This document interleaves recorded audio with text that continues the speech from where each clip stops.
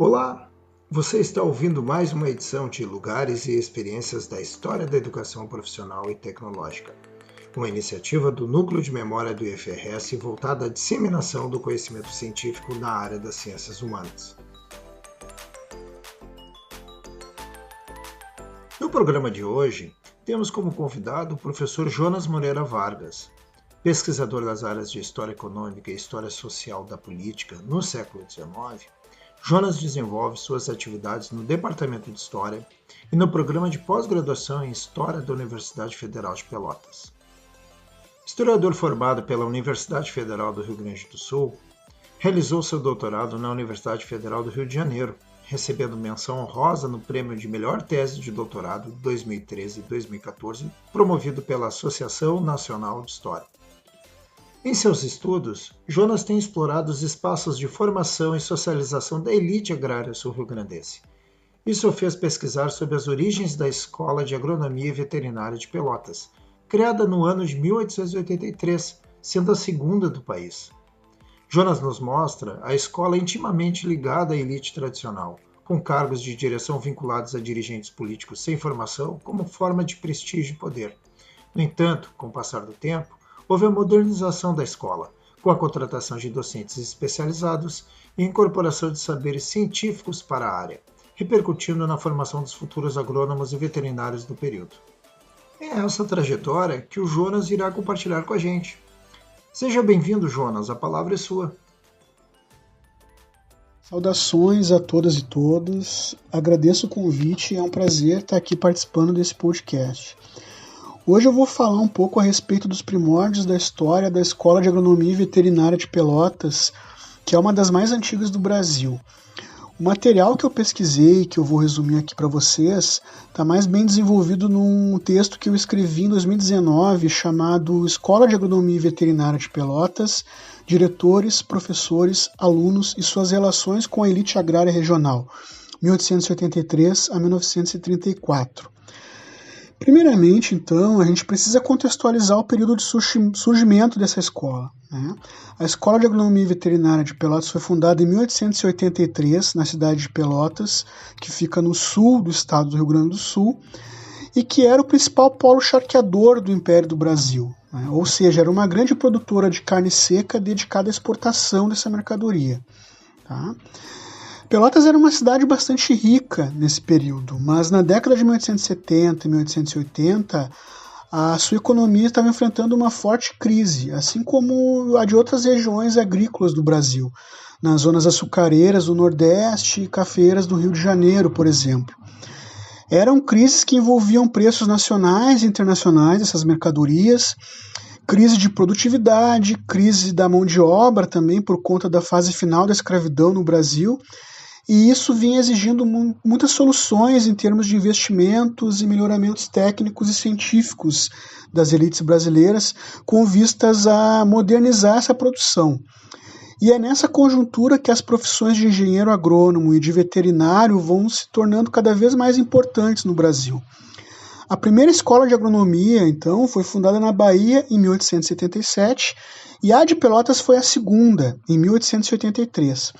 O projeto inicial era que o governo imperial fosse bancar a escola de Pelotas, mas por questões políticas o império acabou desistindo do investimento, então coube ao município de Pelotas o financiamento da escola.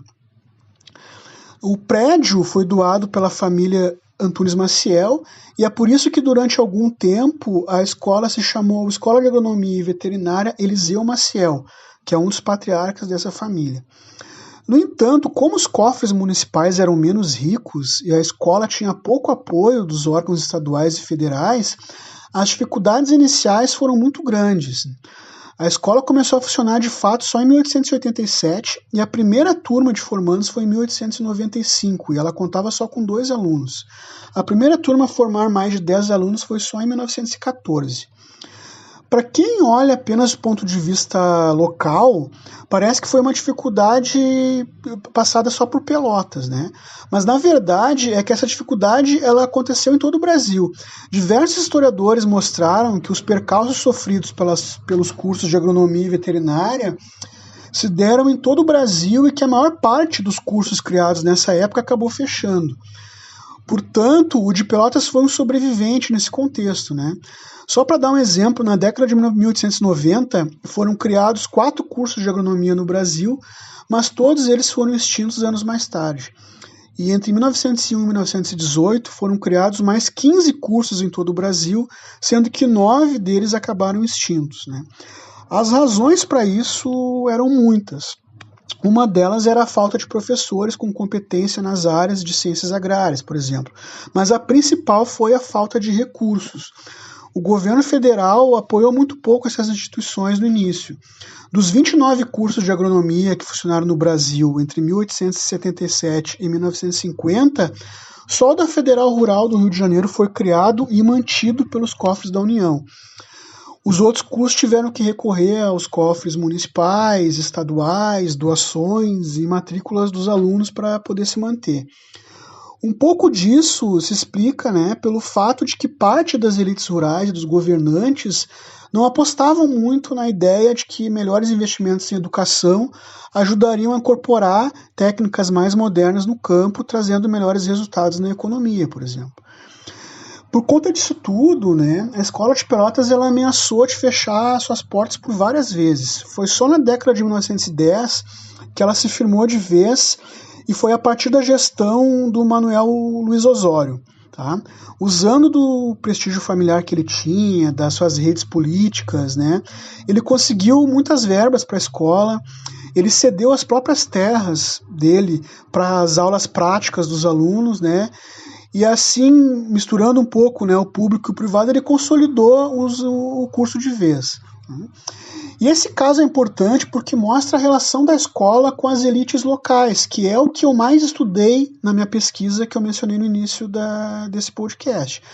Pode-se dizer que nos primeiros anos os cargos de direção da escola foram ocupados por políticos de prestígio, mas que não tinham competência profissional na área.